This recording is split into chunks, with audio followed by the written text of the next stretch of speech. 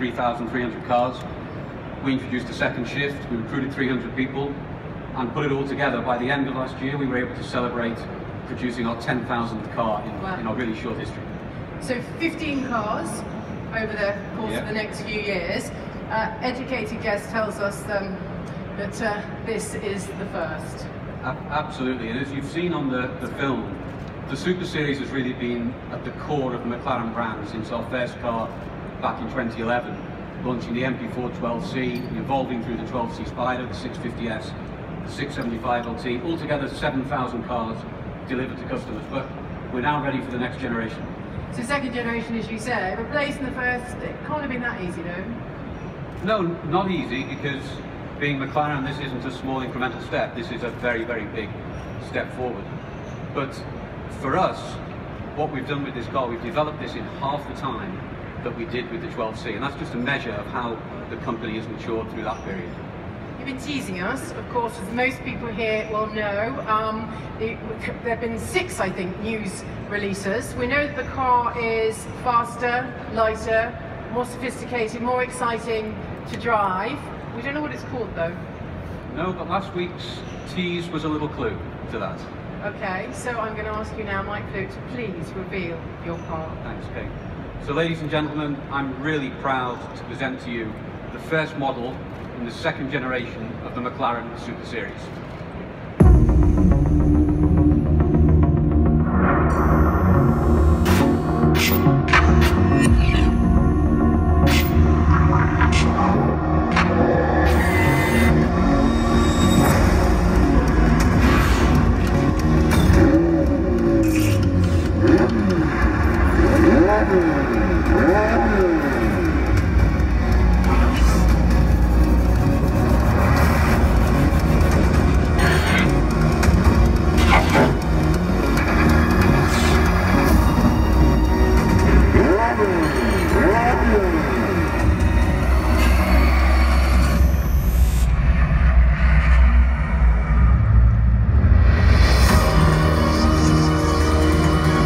The McLaren 720S.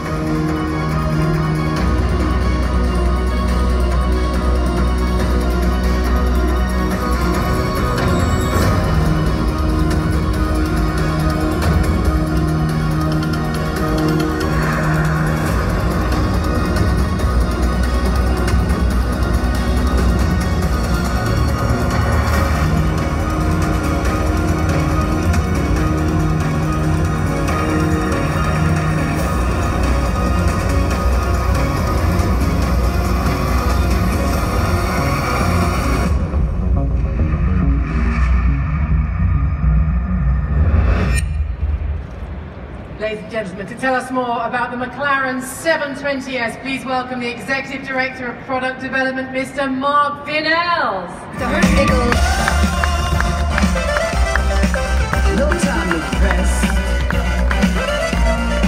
That broad smile says it all. Enormous congratulations. You must be very proud. Well, thank you, Kate. Well, thank you, ladies and gentlemen. I think it's an extremely proud day for everybody at McLaren.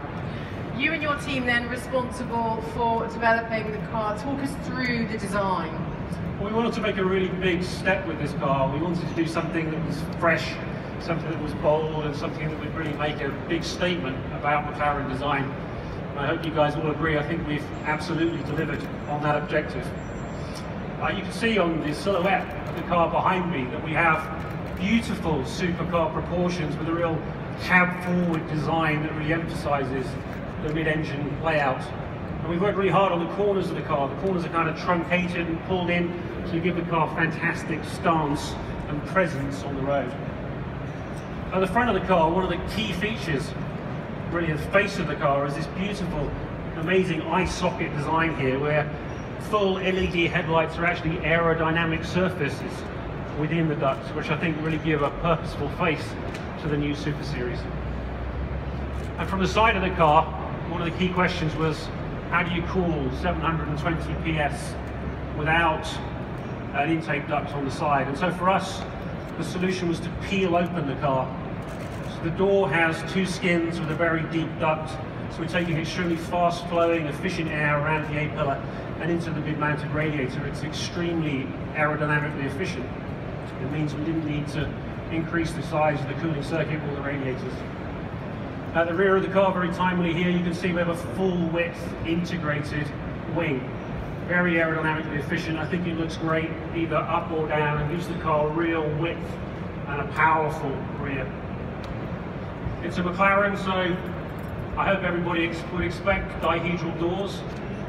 But with these doors, we've taken the design a step further. So we've integrated part of the roof into the design. So we really have a lovely, huge open aperture now. So getting in and out of the car is very easy and straightforward. And one of the key features as well of the door is that we've designed the hinge so that it opens a full 150 millimeters closer to the side of the car. So in terms of tight parking spaces, getting in and out of the car, no problem whatsoever. Practical. You mentioned that lovely width, that sort of meaty look. So what about the weight?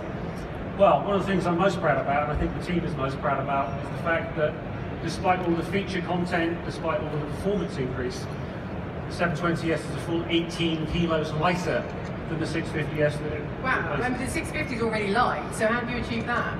Well, we're completely obsessive, and I'm proud of the fact that we're obsessive, so we work really hard on minimising the weight of every single component and system on the car. With the 720, we've increased the amount of carbon fibre. We have a trademark carbon fibre tub, but we've also now introduced for the first time a carbon fibre upper structure as well. And what the carbon fibre allows us to do is to produce these lovely slender sections in the A, the B and the C pillars.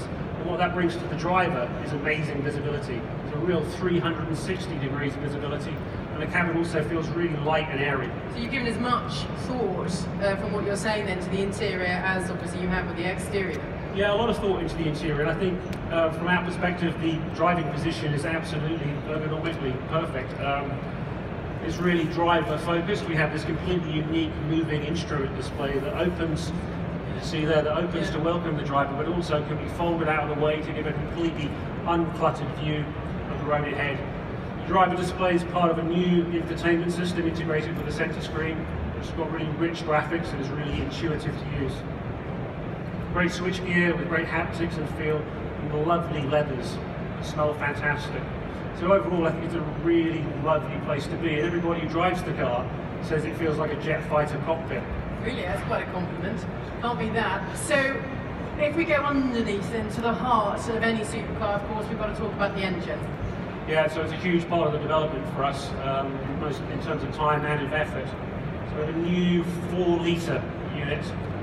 New pistons, new coil rods, new crankshaft, charge coolers, turbochargers, intake and exhaust manifolds, all precision engineered to deliver this significant step up in output.